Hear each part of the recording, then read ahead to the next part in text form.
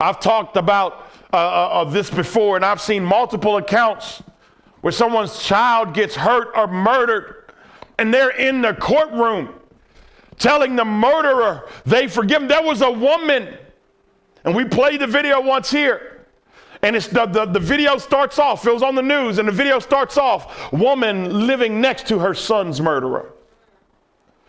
And it's a duplex or some type of apartment, but I mean, you go 4 feet this way, you're in her door. You go 4 feet that way, you're in his door. After like 18 years, he's done got out of prison and they're next door neighbors. And they sit down and interview her and they say, what do you think about this? How do you feel about this? The guy that murdered your son, gunned him down,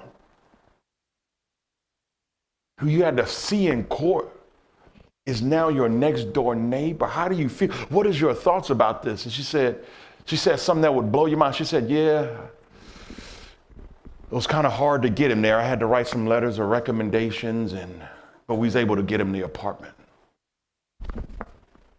What? You were able to get him the apartment to find out after he was sentenced to prison. She would go into prison and minister to him about Jesus. And after 18 years of ministering to him about Jesus, he gets saved, he gets out, and she helps him get the apartment right next door. She says, now this man had took my son, but God replaced my son with him. She is rejoicing in a situation that would seem to be unspeakable.